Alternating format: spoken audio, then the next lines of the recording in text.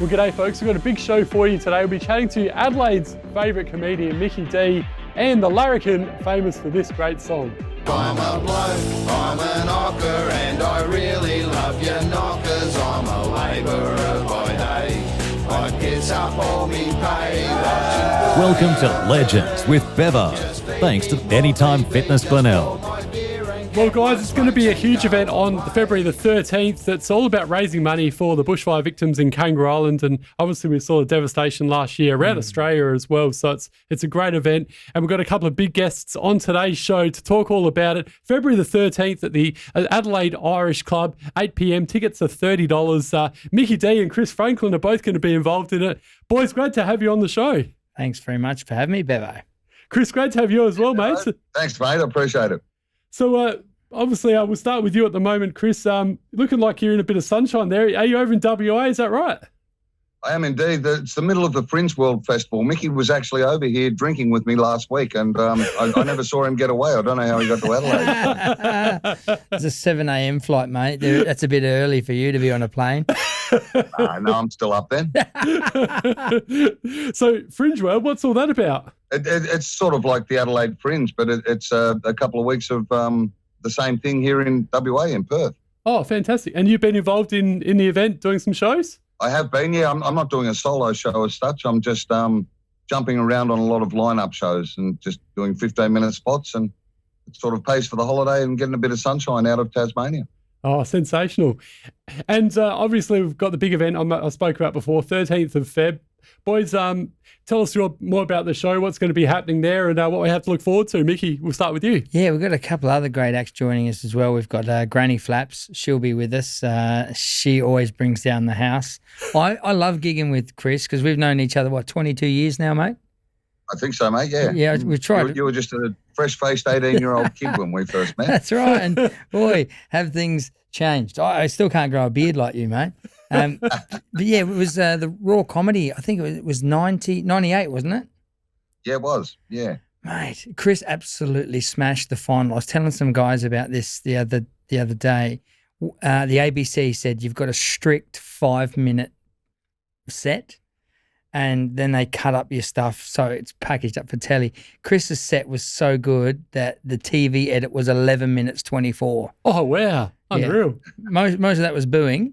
But no, he absolutely crushed it. And the first time I ever saw him, it was such a weird scenario because all the contestants were to do a camera call at 11 o'clock in the morning, and we had to run our set front. And I'm like, I don't want to show the competition my stuff.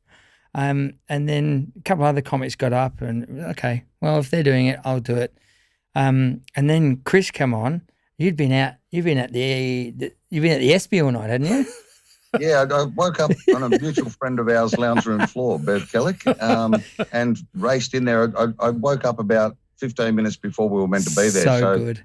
If you ever find the footage of the 98 Raw final on the ABC, I'm still wearing the clothes I was out in the night before. That is amazing. And you still nailed the show as well. How good's that? Not only did he nail it, he nailed the rehearsal as well. Like they hadn't makeup people shaved you before you went on the telly, but he's unshaven. And I grew up in a pub. I'm pretty tough, but I'm like, who the hell is this guy? Scared the shit out of me. And then he does his set in front of all the comedians, and I've gone, oh God, well, he's going to win, because it was that bloody good. Did he still have the mullet back then as well, Mickey? Yeah, the mullet was what kind of shocked me because I'm powerful, but that was next level. I should point out, Bevo, that prior to 1998, there was never a second place announced in the Raw final. It was only ever first place, the winner. But Mickey did such a good set there, they specifically made a point of naming him second place. And they've named us second place ever since because of Mickey. Oh, there you go. That's well done to both of you for that. Mate, yeah. It was great. And Chris got the trip to Edinburgh, and I got sent over. I got sent over a domestic tour, and this just goes to show the roll-on value of just that big day where I met Chris. On my tour, I went over to Melbourne, and he helped me lose my virginity. Quick, Chris, jump in, Chris. I wasn't actually in the room at the time. That sounded a bit weird, Mickey. But That's why I thought I'd handball to you. There's an open goal there for you, mate. Save us both. No wonder you've been mates for 20 years. Oh, yeah, totally. Here, Chris, it's just over that railing, mate. Bend over and grab it. Hey, we better get back to the event just quickly. So tell us who else is involved in that on the night, Mickey? Michael Connell, awesome comedian and juggler, excellent performer, and one of my favourites, Kel Balnaves. Now, Kel, it's just, I can't believe Kel doesn't have his own program on the Channel 9. His stuff is that good. My parents love him. My wife loves him. Young folk love him. He's just the ultimate Aussie comic. Kel Balnaves is joining us as well. Terrific. I can't wait to get along to the event. And as I mentioned before, only $30 for a ticket, which is a total bargain. It's going to such a good cause as well. Can't get a schnitty for that. Yeah. Well, without the sauce. You exactly. probably get it with no mushroom sauce. Well, they call them palmies over here. They call them palmers for the Victorians, don't they? So, yeah, what do you call them, Frangers? I call them a bit of sustenance in between beers. Well played. I like it. I like it a lot. But no, it should be. They taste the same whether they're an E or an R. Yeah. So, boys, what sort of material do you generally have for your shows? Do you just sort of wing it on the night? Or, I guess we'll start with you, Frangers. Like with your show coming up on the 13th of Feb, do you have a specific show that you have in mind, or you just play it by ear and just go with the flow? My show's fairly scripted.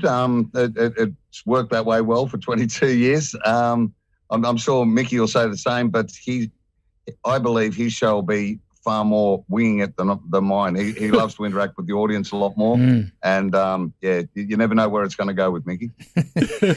You did right. One of our close mates, Limo, it's a compliment. You know, if it wasn't one of my best mates, it sounded like a backhanded compliment, but Limo once said, Mickey, I've never seen someone lose the crowd so many times in the same set and win them back. So it's like, so I like to do a bit of a push, bit of a pull. So some judo type with the audience. See where it's going. Often enough, we'll find something, and if not, my go-to, if the audience goes really quiet, I've gone, be as quiet as you like. I'm a married man. I've been training for this moment for a fortnight. So there's a lot of get out of jail free cards. But whoever comes, I'd like to make you feel welcome. I'm always going to be the butt of the joke. So a lot of Aussies come to the comedy and go, I'm not sitting in the front row, mate. You'll rip me. And I'm like, rest assured, got enough of my own problems to get over first. You're down the line. And especially when I've got a mate like Franklin on the bill, I can get stuck into him beforehand. And you get stuck into me while you're on. What did you say? What did you say the other day on stage? I had more drugs up my ass than a South Australian personal trainer. And I was just leaving the venue because I was running somewhere else, and I heard Chris say that. I knew it was a playful dig at me because in my change of profession, not that I'm giving up comedy, but I nearly fell down the stairs when I heard that. That is great. Perfect timing. Well, that is a perfect cue for my next question to you, Mickey. Yeah. A big congratulations to you, mate. You become a qualified personal trainer last year. Part of the, obviously, COVID 2020 year that we had. Mate, tell us all about this, and have you got a business happening, or what's going on? Yeah, I do, mate. So, I took it was a 6-month course online because you couldn't, go into the campus as such. But, people in my bubble I was using as a guinea pig, film the videos, learn all the cues and proficiency as a personal trainer. Got my certificate in December, and now I'm operating a business called Adventure Ready Go. So, and I do a boot camp on a Wednesday here in Adelaide. Best way to find me is on Instagram, Adventure Mick.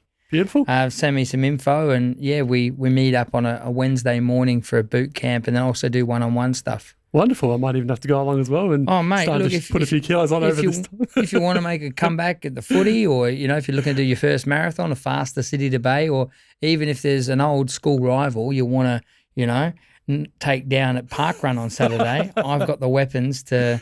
and it's not the stuff Chris had up his backside either. It's all natural, all natural gains. I like it. Could I just jump in there, Bevo, and say Mickey's been my personal trainer for the last 6 months now, and I've put on at least 10 kilos. Pure muscle. May I say it's pure muscle. And it's all in the right tricep from getting those VBs down his neck. Oh, brilliant.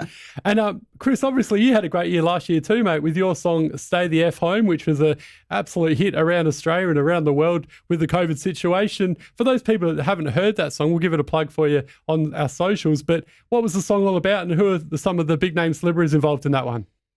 It's all started out with me just being frustrated with the nonchalant attitude to COVID from the people around Launceston where I live, because we didn't have a lot of COVID in Tassie. People were just life as normal, basically ignoring the enter through this door and exit through that door rules and all that sort of thing. Handshakes, ignoring the 1.5 metres. And out of frustration, I just wrote the words down as a poem and recited them on Facebook as a poem. And at the end said, this could probably be a song. And from that, we got the idea, and I rang a few mates who I'd toured with. Got Dave Gleeson from the Screaming Jets and the Angels, Angry Anderson from Rose Tattoo, Ella Hooper from Killing Heidi, who they were in the charts when my song Bloke was many years ago. And then a lot of the musicians that play in those big bands that people wouldn't know because they're not the front men, like Chris Gilbert plays bass for Kevin Borich, and China Walker plays keyboards for John Paul Young. And so we made up a super group. There was, in the end, 23 people involved in it. And, quite happy with the result. It was an interesting experience during COVID for a band of 23 people to make a song with none of them ever being in the same place at the same time. Wow. That sums up COVID, doesn't it, really? That was what last year was all about. So, sensational. Everyone who was involved in the song did it while they stayed the F at home. Perfect. Exactly. Well played. And I spoke before to Mickey about his footy career, and we both love our sport, and you've been involved in footy over the years as well. I better give a big shout out to Pete Oldfield from Southern Slugs Footy Club, the over 35s club. Does a great job there, and he's got you guys involved in today's interview. But hey, tell us all about your footy careers. We'll start with you, Frangus. I started at my hometown, Crib Point, on the Mornington Peninsula in the under-9s, worked my way through to the seniors there. I was in the Navy by the time I was playing seniors, but was still based down that way. Played in a couple of Navy representative sides, travelled Australia for about 10 years and picked up a footy club along the way everywhere. So I played for Kadina and Moonta on the York Peninsula in South Australia. Did you? Oh, there you go. Played rep footy for the York Valley Footy League.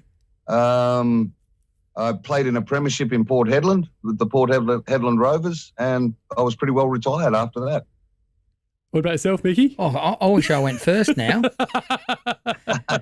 And we're going way back as under-9s. My first game was for the Onkaparinga Bulldogs up there in the Adelaide Hills out of Balhanna. And I only found out recently I only got a game because my dad was the major sponsor of the club. My dad owned the pub up the road, so the Woodside Hotel was the major sponsor of the Onkaparinga Bulldogs. Great hotel, that one. Mate, yeah. And it mustn't have cut a great deal because they put me back pocket. Oh, right. But then worked hard at my stuff. I went to a lot of different high schools, so eventually when they shut down Salesian College in 1995, I got to pick what high school I went to. So I thought I'd go to a school which really always flogged us. So I went to CBC and realised, the talent isn't as deep as I thought. I ended up captaining the first 18 there. So, and then I only played a couple of games outside of high school for Flinders Park, and then started touring as a stand-up. So now my transportable sport, I run multi-day marathons and ultras. Oh, fantastic. So that's the way I've run the Berlin Marathon, London, Amsterdam, one in India last year in Goa. Started at 4:30 in the morning, and it was about 32 degrees and 85% humidity by the half marathon point. This guy looked at me, he's gone, "Sir, you need medical attention." And I was Frank has probably finished a carton of 2 beers by the time. He's got it sussed. So you've got your carbohydrates in there and your fluids and your salts. I think that's a shout. I'd probably come out of retirement for those kind of nutrients at that stage of the race. Beautiful. There you go. Well, I actually played a few games for CBC Old Scholars a few years ago. So did you? When D. Jarman was out there? No, it was after that, unfortunately. It was just a few years ago. I ran around the seas. But did you? As you get obviously older, it hurts a lot more. So I was copping corkies every week. Mate, you can't recover. It comes like I went and played for my old cricket club 2020, and this is when I'm running 100K a week, very fit. go out and play one game of 2020, swinging like a dunny door, and I couldn't wipe me bum for 3 days. Just can't. I had exactly the same experience a couple of years ago. We played a charity game to raise money for gastroparesis in Tasmania, and Evandale Footy Club asked me to be the captain coach of their celebrity old boys team.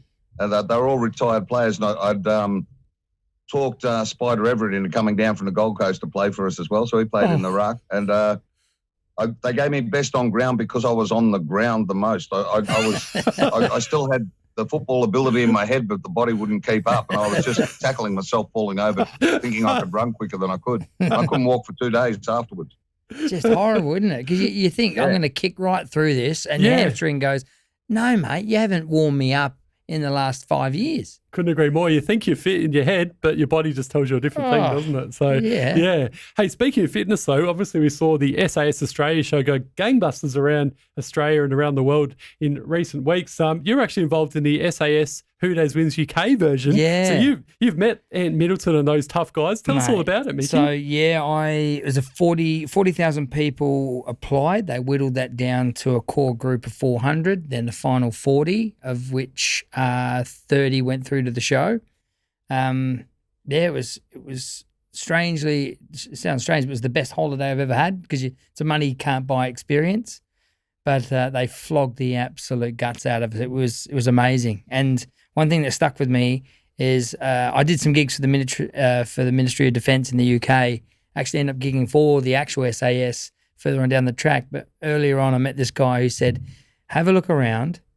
You'll be hurting, but look for the biggest bloke out of all of you and just see how much he's hurting as well, and it'll make you feel better. That's good advice. So it's like, okay, everyone's suffering, so it's just push through. And I lasted 6 of the 8 days, and I got down to the final 10.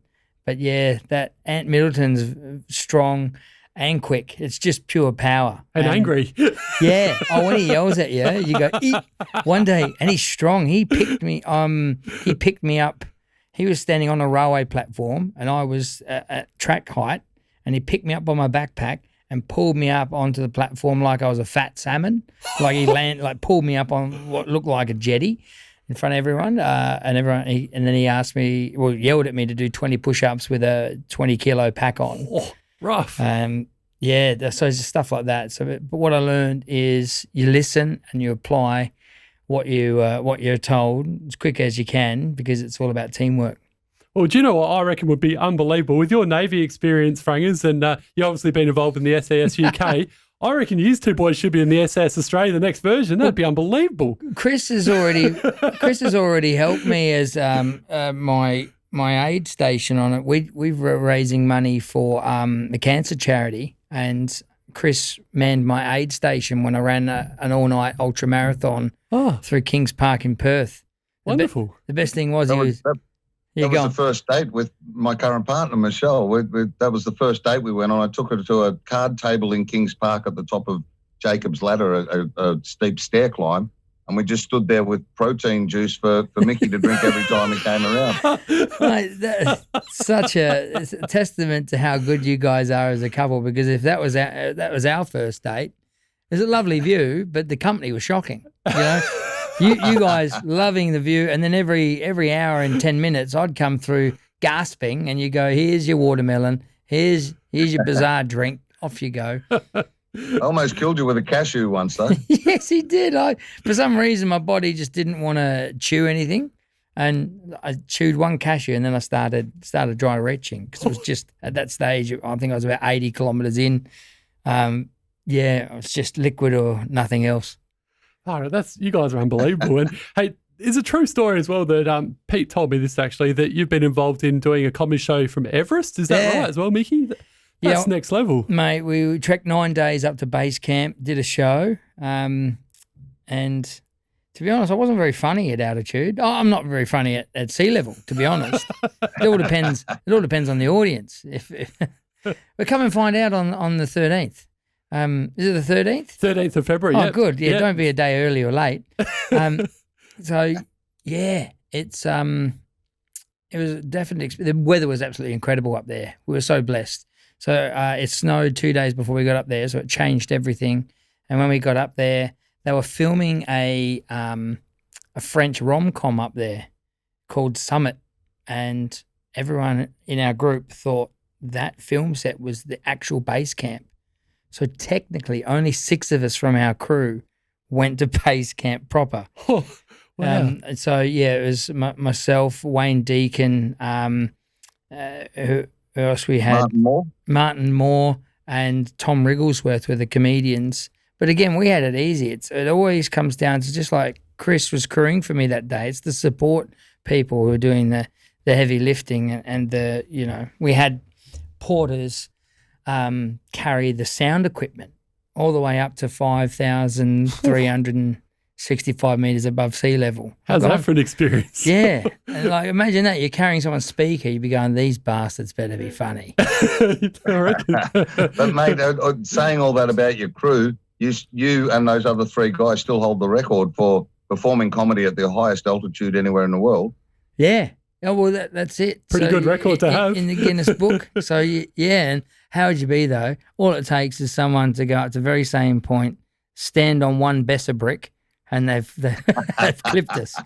And, boys, before we let you go, I'll give you a chance to get a bit of dirt on each other now. You've known each other for 20-plus years. Frangers, we'll start with you. Tell us some funny stories about Mickey over the years that you'd like to share.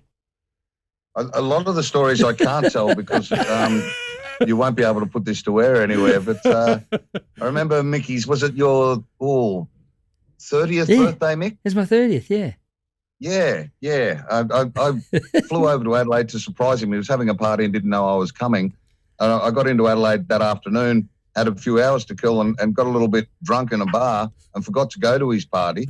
Yeah. So I arrived the next day when they were all waking up and made them have the party again. It was incredible. Oh, mate. Well, then I'm gonna pivot off the same story, and this is dirt. So, he goes, "Get out of bed, you fat bastard. We're drinking." I'm like, "No, mate." Because finally, my now wife, Boo, we're newly together, and we woke up to Chris in the room going, "Get up, get out of bed." I've gone, "Go away." And so I go to the toilet, and as I come back, he's jumped into bed with my partner, and I go, "Get out. If you don't get out, I'll punch you in the head." And he goes, "All right then." And I punch him in the head, and he goes, "Is that all you got?" I'm like, "Yeah." And I go, "All right, I'm going out. So you win. I'm going to go and start drinking." And then that started the day, and to this day, he's still welcome at our house. I must have done something right. And you're still with the same wife? Yeah, totally.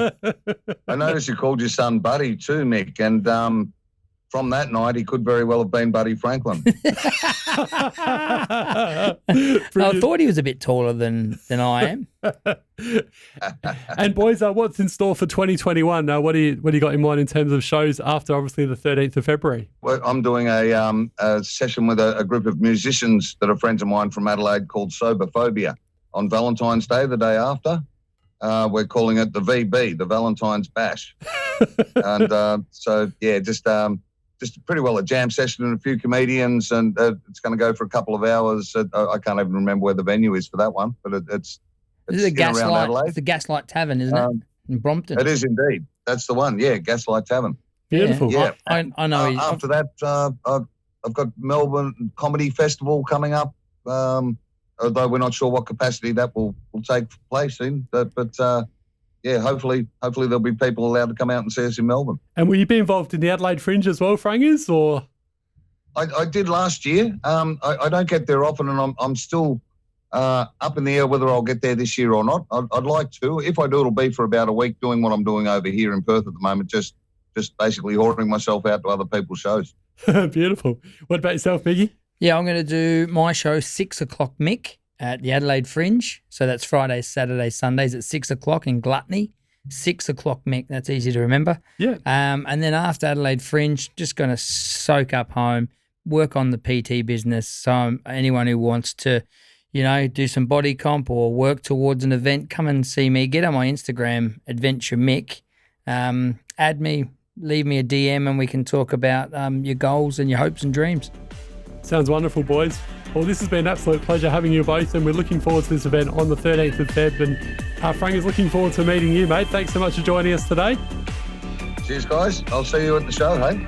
Absolutely. And Mickey, thanks so Legend. much as well, buddy. Oh, cheers, Bevo. It's going to be a good one. Yeah, can't wait.